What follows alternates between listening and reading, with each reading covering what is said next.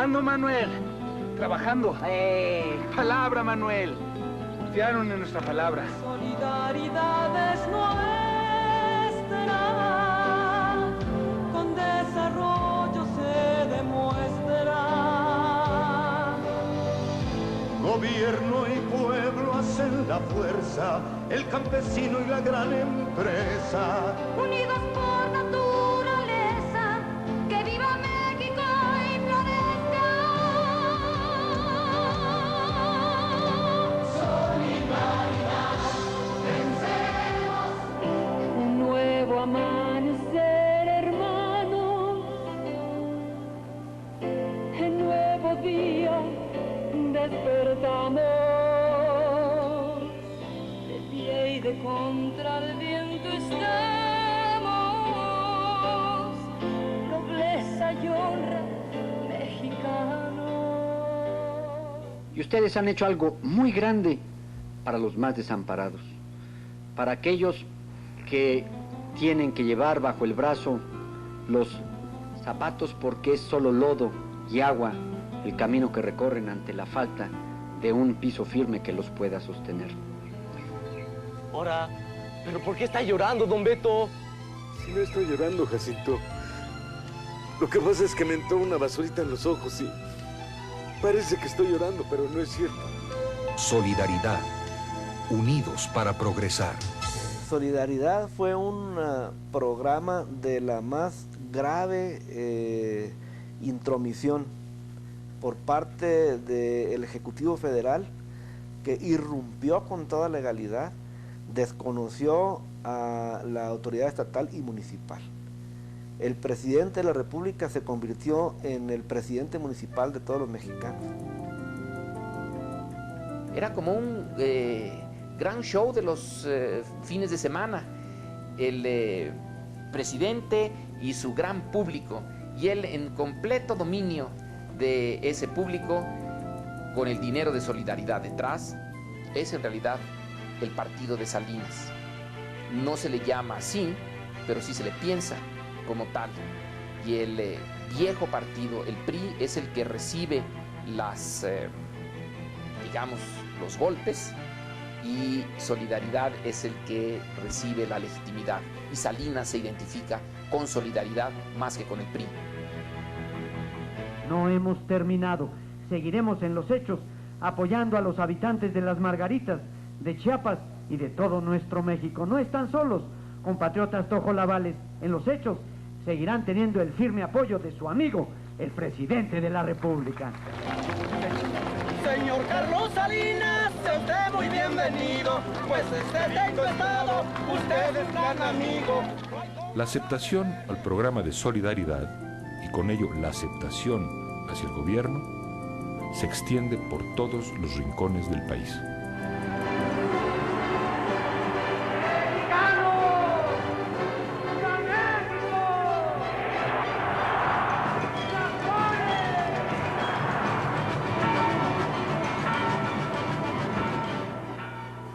En 1991, con la mayoría priista en el Congreso, Salinas de Gortari se atreve a reformar los artículos 3, 27 y 130 de la Constitución.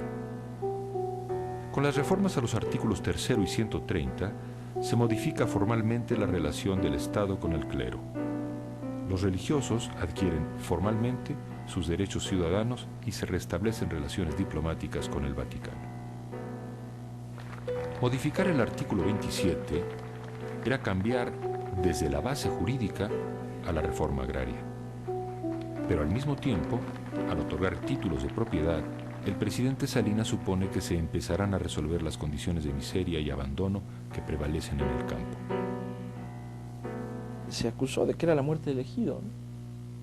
Porque el gran freno para el ejido en México era el que el ejidatario no podía vender su parcela. Oiga, si usted vive en un departamento que renta, pues lo va a mantener limpio y cuidado, siempre y cuando eso no le represente inversiones en algo que no es suyo. Pero si usted logra comprar el departamento que sea suyo, usted va a meterle todo lo que pueda hacer para que esté mejor, igual el campesino. poner en el mercado las tierras ejidales en épocas de crisis es como un crimen, porque cuando la gente no tiene dinero y se le permite vender la tierra, pues lo primero que hace es eso, precisamente, vender la tierra. La modernización también exige una transición hacia la democracia. Ahora, yo quisiera complementar que en el aspecto de la democracia, esta no florece en la pobreza. Meses después de su llegada al poder, Salinas se enfrenta a la victoria del candidato panista Ernesto Rufo en Baja California y por primera vez el gobierno acepta convivir con un gobernador de la oposición. Él esperaba quizá algún abucheo, pero no lo recibió, sino que se le daba, sentí yo, en especie una bienvenida a la democracia. Sin embargo, la reacción de Salinas de Gortari fue totalmente distinta durante las elecciones para gobernador en agosto de 1991. En Guanajuato, el presidente se niega a aceptar la derrota del candidato del PRI, Ramón Aguirre, frente a Vicente Fox, el candidato del PAN. Sin embargo, la soberbia del sistema, del propio Salinas, jamás les permitió aceptar ese gigantesco fraude y la anulación de las elecciones. Optaron por una alternativa, yo diría, hipocritona, tibia, donde Salinas obliga a Ramón Aguirre a renunciar 5 minutos después que le entregan su constancia de mayoría y su nombramiento como gobernador constitucional. El triunfo no le fue reconocido, entre otras cosas, por una animadversión personal muy marcada por parte del licenciado Salinas de Gortari hacia Vicente Fox. ¿Cómo es posible que el Congreso del Estado de Guanajuato, con mayoría del PRI, haya hecho el nombramiento de Carlos Medina Plasencia siendo del PAN? Bueno, Salinas tenía sus buenas mañas, sabía cómo hacer manita de puerco y sabía cómo convencer a sus propios diputados. En alguna ocasión él pretendió que yo le diera mi palabra de que Vicente Fox jamás volvería a participar como candidato, cosa que rechacé tajantemente. Algo similar sucede un año después en Michoacán, cuna del cardenismo, donde Cuauhtémoc Cárdenas había sido gobernador. Salinas tampoco reconoce el triunfo que reclama Cristóbal Arias, candidato del PRD. Michoacán le significaba para él más bien una obsesión política para él y su gobierno de recuperarlo para el PRI, sin importar el costo al que iba a someter no únicamente al PRD, sino a los michoacanos. Ante las manifestaciones de protesta, Salinas sustituye al gobernador electo del PRI con un gobernador interino del PRI. Pues tan es así que su frase célebre ya en las postrimerías de su gobierno dijo: yo a estos del PRD ni los oigo ni los veo. Las elecciones en San Luis Potosí tienen una gran trascendencia simbólica debido a la gran estatura moral del candidato de oposición, Salvador Nava, el caudillo cívico de los años 60, enfermo de cáncer, da su última pelea por la democracia. Lo postula el Frente Cívico Potosino, formado por una coalición del PAN, el PRD y el PDM. El Congreso del Estado otorga el triunfo al candidato del PRI, Fausto Zapata. Entonces sí, dice el doctor, nos vamos a una resistencia cívica, ¿no? ¿Cómo? Yo me voy a una marcha por la dignidad a México y aquí ustedes a ver qué hacen. Él decía, mientras al pueblo no se le trate con dignidad, es lo que se tiene que luchar. Hablé con Gutiérrez Barrios, examinamos lo que estaba pasando en el Estado, los posibles costos, habló por la red privada con el presidente, salí a ver al presidente y presenté mi renuncia. El doctor Nava decide suspender la marcha. Al día siguiente, Salinas nombra como gobernador interino a Gonzalo Martínez Corbalá, quien había sido su mentor político al inicio de su carrera. En Guanajuato nunca se puede probar el fraude, ni en San Luis tampoco, ni en Michoacán. ¿Por qué? Porque la gente fue a votar por el PRI. ¿Pero cómo fue? Fue una elección de Estado. Es decir, La elección no fue libre. Esto es lo que hay que subrayar. O sea, no es una elección libre. No se enfrenta a la oposición o los candidatos de oposición al PRI, sino a todo el aparato del Estado. En diciembre de 1991, sintiéndose dueño del poder y apoyado por la fracción parlamentaria del PAN, Salinas ordena quemar los paquetes de la dudosa votación de 1988 que estaban resguardados en el sótano de la Cámara de Diputados. Nadie podría beneficiarse con escudriñar papeles que nada dicen y menos significan. La bancada panista acepta que se destruyan esos míticos documentos y que cállense, y que esos cientos de toneladas de papel se procesen. Es un absurdo, hasta en términos históricos, porque los archivos no se queman. Cuando se observa la vieja máxima del presidente Johnson de los Estados Unidos, de hacer de la política el lugar donde el camino más corto entre dos puntos es un túnel o un laberinto, y quien piensa eso y lo pone en la práctica se extravía en el túnel, que creo que es lo que le pasó ahí.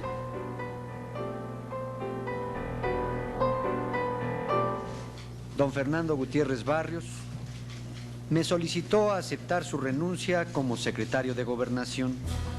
El presidente hace a un lado a un hombre de la vieja guardia del sistema y dentro del gabinete adquieren más fuerza los jóvenes del grupo compacto.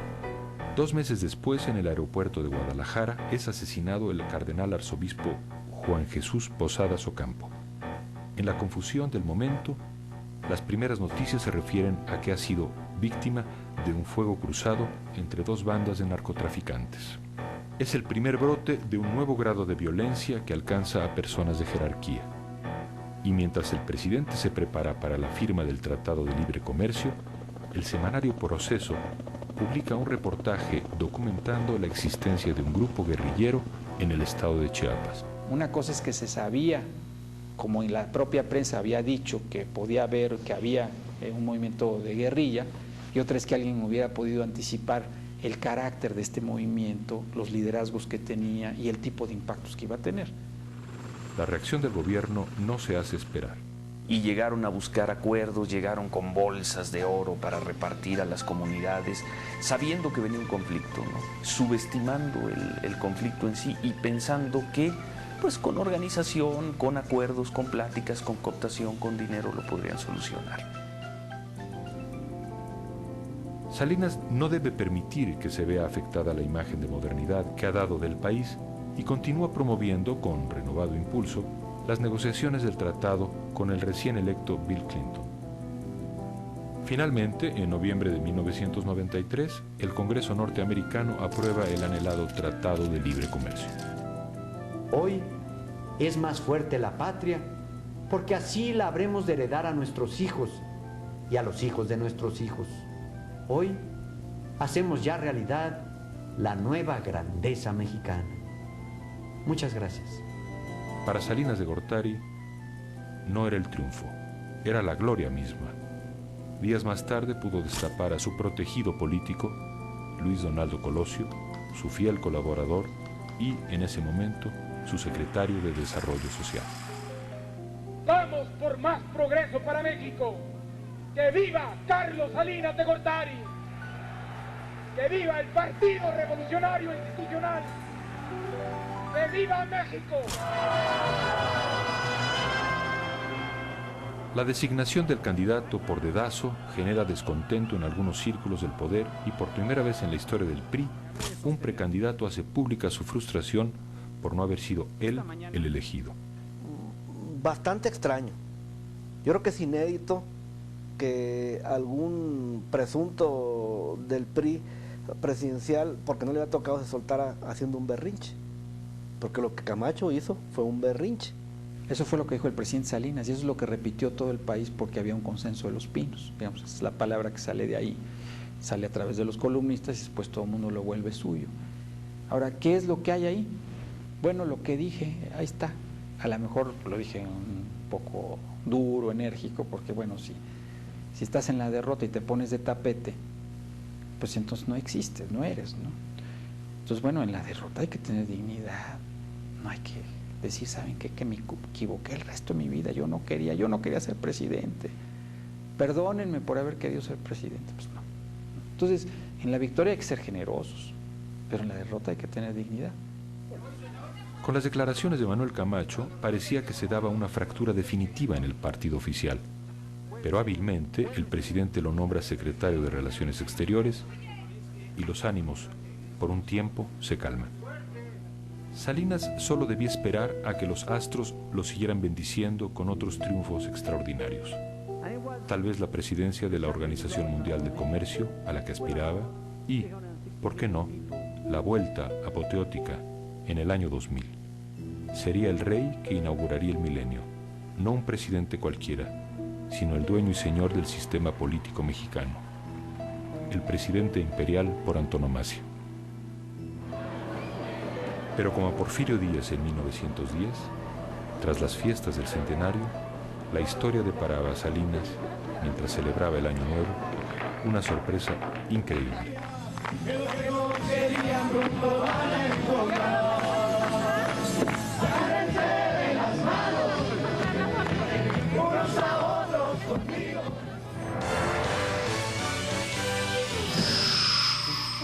Un grupo de hombres armados mantiene tomados 4 municipios de Chiapas. Según sus voceros, en su mayoría son indígenas chiapanecos. Este sábado comenzó otra etapa en el desarrollo económico de México al entrar en vigor el Tratado de Libre Comercio de América del Norte. No existen adjetivos en el diccionario para calificar el azoro con que la opinión pública mexicana recibió la noticia. Una rebelión indígena en México en tiempos del Tratado de Libre Comercio al final del siglo XX, impensable. Una guerrilla en México cuando en la capital del país se acababa de firmar la paz entre el gobierno y la guerrilla de El Salvador, imposible.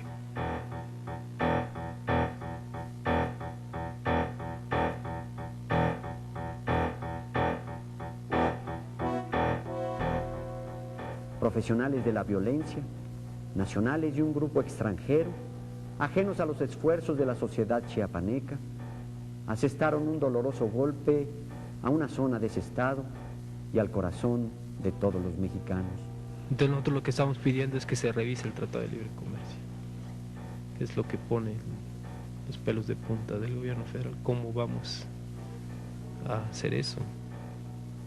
¿Cómo va a venir a mí a decirme un indígena que ni siquiera sabe hablar español que el proyecto de mi sexenio no lo tomó en cuenta, más que para hacerle un ataúd en el mejor de los casos, o ni siquiera eso?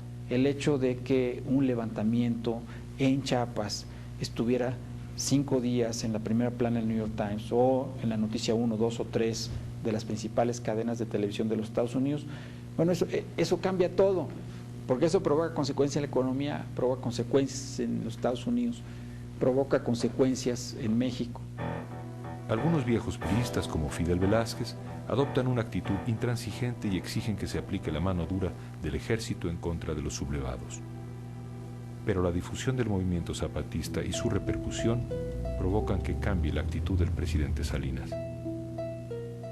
He tomado la decisión de suspender toda iniciativa de fuego en el estado de Chiapas para otorgar una amnistía general a todos los participantes en los hechos de violencia. Con el propósito de comenzar un acercamiento con los integrantes del EZLN, Salinas nombra a Manuel Camacho comisionado para la paz. El EZLN entregará al general Absalón Castellanos Domínguez, general retirado del ejército mexicano.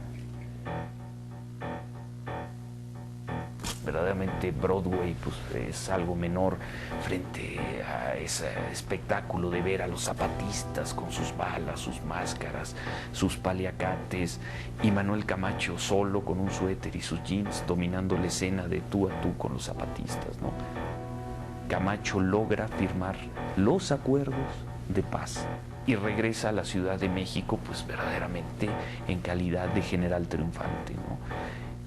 Desde mi punto de vista, Manuel Camacho pierde piso, ¿no? Yo pienso que Manuel Camacho quiso ser el candidato del PRI en 2 ocasiones a la presidencia. Lo quiso ser en noviembre y perdió, y lo quiso ser en marzo cuando él era muy poderoso. El 6 de marzo, Colosio pronuncia un valiente discurso que lo distancia de Salinas.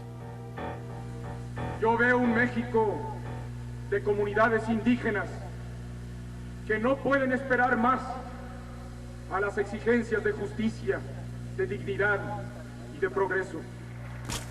Frente a Chiapas, los priistas debemos de reflexionar.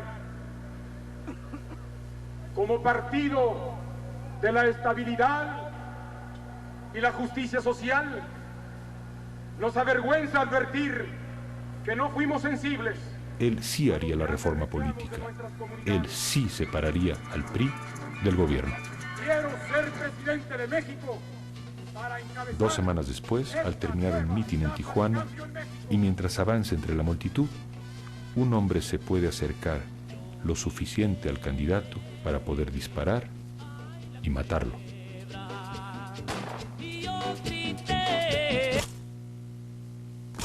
Ante este hecho indignante e inaceptable,